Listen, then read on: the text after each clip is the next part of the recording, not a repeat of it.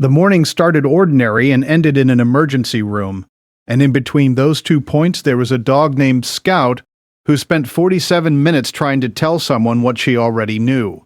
She was a 6-year-old mixed breed, shepherd and something else that the vet called medium build and sturdy, and she had lived with Petra and her daughter Wren since Wren was 2. Wren was now 8. Scout had been at her side through all 6 of those years, with the particular constancy of a dog that had made a decision about who it was responsible for and had not revisited the decision once. Wren had been sick for 3 days, a respiratory virus, the kind that moved through third-grade classrooms in November with reliable efficiency. She had stayed home from school, she had watched films, she had drunk the electrolyte drink that Petra had bought in 5 flavors. She was improving. Petra was sure of this. The first time Petra noticed was Tuesday evening. Scout had been in Wren's room. This was normal. Scout spent significant time in Wren's room, but she was pressed against the door frame in the specific alert posture that Petra had seen before. Weight forward, nose working, eyes on Wren. Not the casual resting nearby of a dog-keeping company. Something directed. Petra went in and felt Wren's forehead. Warm, but not alarming. She gave her water and turned off the lamp and told Scout to settle. She stood at the foot of Wren's bed until Petra left the room. If you stay for stories about what animals sense before we do, you are in the right place. Subscribe so you do not miss the next one. Wednesday morning, Scout was outside Wren's door before Petra was up. She had heard the dog at 2 in the morning moving through the hallway, not restless moving, purposeful moving, and had checked on Wren from the doorway and seen her sleeping and gone back to bed. She had told herself Scout was responding to the sounds of a sick child's sleep. By Wednesday afternoon, Wren's breathing had changed. Not dramatically, not the distressed laboring that would have triggered immediate action. A subtle elevation in rate, a quality that Petra noticed while they were sitting together on the couch. A quality she recognized from a description she had read somewhere, a child breathing slightly harder than her stillness required. She took Wren's temperature, 103.6. She called the pediatrician's after-hours line. The nurse asked about the breathing and told her to come in. The urgent care physician listened to Wren's chest for a long time.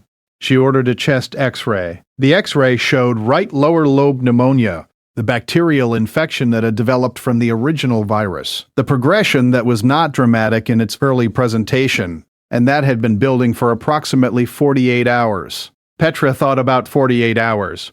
She thought about Tuesday evening, and Scout at the door. Has your dog ever done something that made no sense until it was the only thing that made sense? Tell us in the comments. These stories deserve to be heard. Wren was treated with antibiotics and was significantly better within 72 hours. She was home within the week. The physician told Petra she had brought her in at a good time, that the infection was contained to the lower lobe and had not progressed to the point where hospitalization would have been warranted. She told Petra, "The breathing change you noticed was a real sign. You were right to act on it." Petra said the dog noticed it first. The physician asked her when.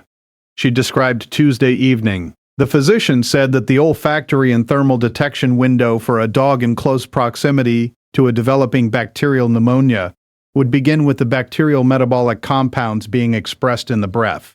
Compounds that dogs can detect at concentrations thousands of times lower than human perception, and that this window would precede visible respiratory symptoms by hours, sometimes more. She said, 48 hours before you notice the breathing change is a plausible detection window for a dog that was sleeping in the room.